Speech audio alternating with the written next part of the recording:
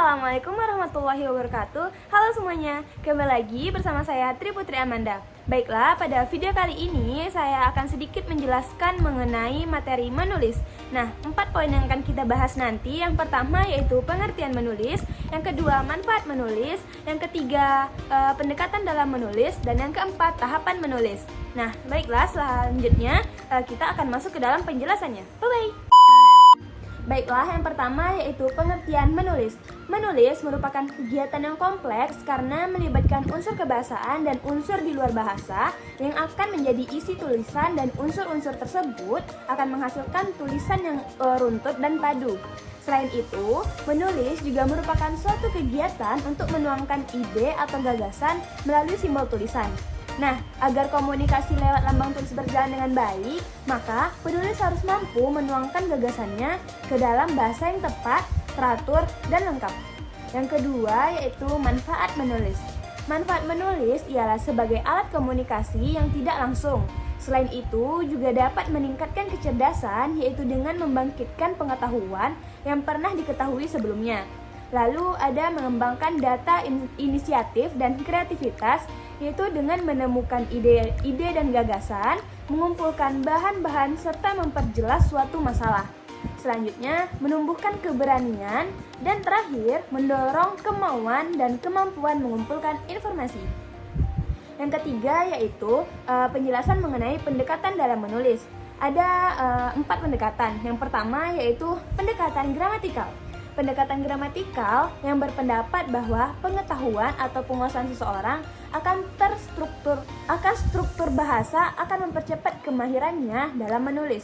Yang kedua yaitu pendekatan frekuensi. Pendekatan frekuensi yaitu jika banyak latihan menulis atau mengarang sekalipun tidak dikoreksi akan mempertinggi keterampilan menulis seseorang. Yang ketiga yaitu pendekatan koreksi. Pendekatan koreksi yaitu jika banyak koreksi atau masukan yang diperoleh seseorang akan tulisannya dapat mempercepat penguasaan kemampuannya dalam menulis. Dan yang keempat yaitu pendekatan formal. Pendekatan formal yaitu bahwa perolehan keterampilan menulis dapat terjadi bila pengetahuan bahasa, pengalineaan, pewancanaan, serta konvensi atau aturan penulisan dikuasai dengan baik atau melalui penguasaan teori menulis. Lalu selanjutnya sedikit penjelasan mengenai tahapan menulis. Tahapan menulis itu ada 3, yaitu tahapan pra-penulisan. Pada tahap ini terdapat aktivitas memilih topik, menetapkan tujuan dan sasaran, mengumpulkan bahan, alat, atau informasi yang dibutuhkan, serta mengordinasikan ide atau gagasan dalam bentuk kerangka-kerangka. Yang kedua yaitu tahap penulisan. Pada tahap ini, penulis sudah menentukan topik dan tujuan karangan, mengumpulkan informasi yang relevan, serta membuat kerangka karangan.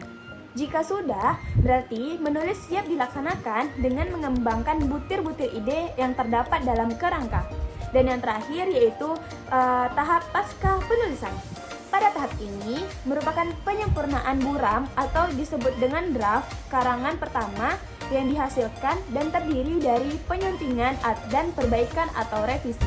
Penyuntingan sendiri adalah kegiatan membaca ulang suatu buram karangan untuk merasakan, menilai, dan memeriksa baik unsur mekanik ataupun isi karangan yang perlu disempurnakan. Lalu, setelah dapat hasil dari penyuntingan, baru dilakukan revisi berupa penambahan, penggantian, penghilangan, pengubahan, atau penyusunan kembali unsur-unsur karangan. Nah, baiklah, sekian sedikit penjelasan mengenai pengertian, manfaat, pendekatan, dan tahap menulis.